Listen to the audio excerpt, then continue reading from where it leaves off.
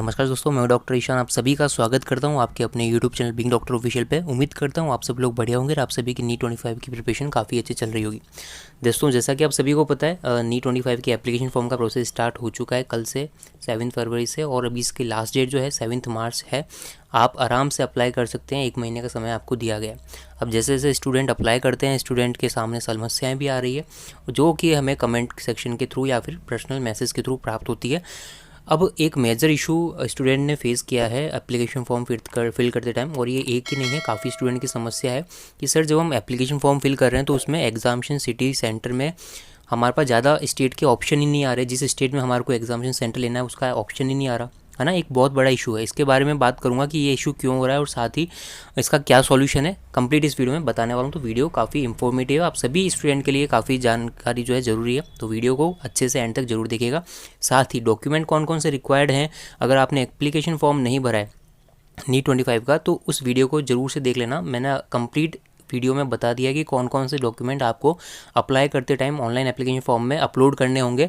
साथ ही complete detail मैंने उनको बता दी किस फाइल में, किस फॉर्मेट में, और साथ ही अगर कोई डॉक्यूमेंट मिसिंग है तो उसकी जगह कौन सा डॉक्यूमेंट आप सपोर्टिव डॉक्यूमेंट लगा सकते हैं। कंप्लीट वीडियो में बता दिया, तो अगर आपने वो वीडियो चेकआउट नहीं किया तो जरूर से चैनल पर जाकर के चेक कर सकते हैं।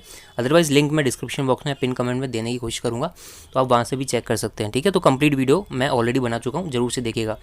चलिए बढ़ते हैं वीडियो की तरफ। तो सबसे पहले दोस्तों जान लेते हैं क्या प्रॉब्लम आ रही है। अब आप देख सकते हैं ये एप्लीकेशन फॉर्म का पार्ट है, जिसमें एक ऑप्शन आता है सेलेक्ट फॉर एग्जामिनेशन, है ना। तो जिसमें आपको exam state city first choice, exam state city second choice and exam state city third choice, यानी कि आपको 3 जो है अपनी प्रायोरिटी में सिटी को चॉइस करना पड़ता है। Priority 1, priority 2, priority 3। ठीक है, तो सिटी 1, सिटी 2, सिटी 3।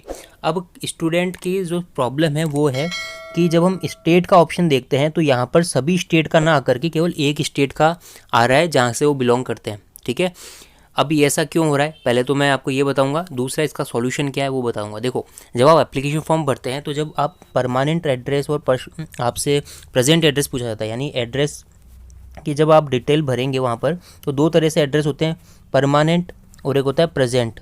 ठीक है, तो 2 तरह से जब आप एड्रेस भरते हैं और अगर आपने दोनों ही सेम कर दिया है, यानी कि जहाँ पर आप रहते हैं, मान लीजिए आप बिलोंग करते हैं राजस्थान से, तो जाहिर सी बात है आपका जो परमानेंट एड्रेस है वो राजस्थान में होगा।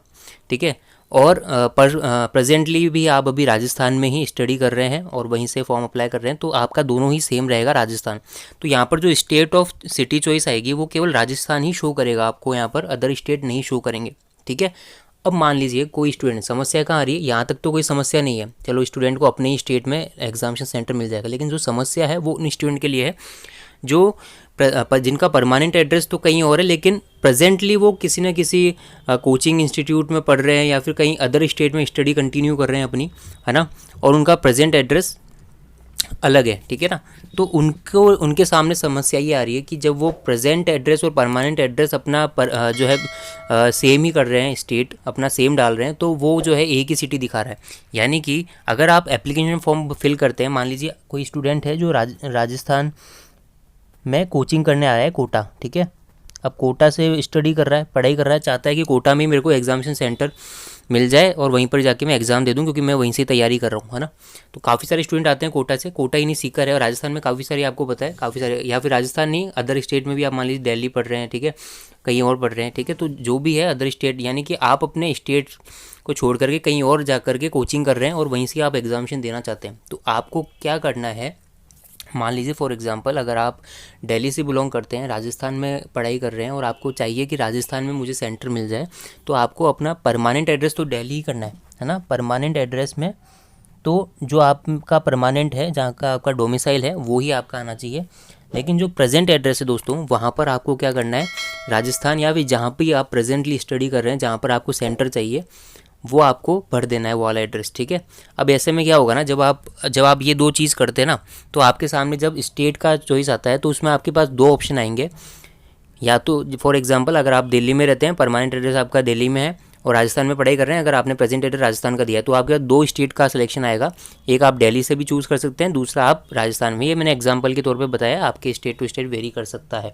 ठीक है, तो ये सॉल्यूशन यही है कि अगर आप चाहते हैं कि मुझे जहाँ पर अब प्रेजेंटली मैं पढ़ रहा हूँ वहाँ का एड्रेस मिले, है ना, तो उसके लिए क्या करना है, जब आप परमानेंट एड्रेस डाल रहे हैं वो तो ठीक है, जो आपका परमानेंट है वो तो परमानेंट ही रहेगा जहाँ के आप डोमिसाइल हैं, लेकिन प्रेजेंटली आप कहाँ पर हैं वो भी डालिए, ताकि आपका 2 स्टेट का सिलेक्शन आएगा। दोनों स्टेट में से आप अपनी चॉइस ऑफ सिटी जो है प्रायोरिटी दे सकते हैं कि मेरे को सिटी नंबर 1 में ये देना है, सिटी नंबर 2 में ये देना है, ये देना है। अब मैं आपको ऑफिशियली बता देता हूँ। इन्फॉर्मेशन बुकलेट है एनटीए का ऑफिशियल, जिसमें सिटी ऑफ एग्जामिनेशन के रिगार्डिंग बता रखा है, और यहाँ पर क्लियर कट लिखा हुआ है, choice of centre cities will be limited to the state of permanent address और state of present address only. यानी कि जहाँ का स्टूडेंट प्रेजेंट एड्रेस है यहाँ पर, या फिर जहाँ पर आपका परमानेंट एड्रेस है, उसी तक लिमिट है। आपको ऑल अदर स्टेट्स में आपको सिटी चॉइस नहीं मिलेगी, इस चीज़ का ध्यान रखना। तो ये ही इसका सॉल्यूशन है कि आप जब चूज़ कर रहे हैं, एड्रेस फिल कर रहे हैं, एड्रेस फिल करते टाइम ध्यान से भरिए, है ना। वहाँ पर अपना अगर आप प्रेजेंटली कहीं और पे हैं तो कहीं और का एड्रेस दीजिए, अगर आप चाहते हैं कि मुझे वहाँ पर ही एग्जामिनेशन देना, वहीं रह करके, ठीक है, पढ़ाई करनी है। तो ये इसका ऑफिशियल भी आंसर है, और इसी का जो है सॉल्यूशन भी यही है। तो अभी आपको पैनिक नहीं होना है, अच्छे से एप्लीकेशन फॉर्म फिल कर दिए, और मुझे कमेंट सेक्शन में बता दीजिए कि अगर आपके पास और भी कोई प्रॉब्लम आ रही है तो मैं ज़रूर से वीडियो बना करके उस प्रॉब्लम का जो है सॉल्यूशन ज़रूर से बताऊंगा। तो आप मुझे कमेंट सेक्शन में बता सकते हैं। और साथ ही वीडियो इन्फॉर्मेटिव लगा तो इसे लाइक कीजिए, ज़्यादा शेयर कीजिए, और चैनल को सब्सक्राइब नहीं किया हो तो जल्दी सब्सक्राइब कर लीजिए, क्योंकि हर एक अपडेट, हर एक इन्फॉर्मेशन रिगार्डिंग और नीट 25 एग्जामिनेशन, काउंसलिंग, एडमिशन्स सभी तक के अपडेट्स आपको मिलते रहेंगे। तो चैनल के साथ जुड़े रहिए, चैनल को सब्सक्राइब कर लीजिए। तो दोस्तों फिलहाल वीडियो में इतना ही, मिलता है नेक्स्ट वीडियो में नए अपडेट के साथ में। तब तक के लिए जय हिंद, टेक केयर।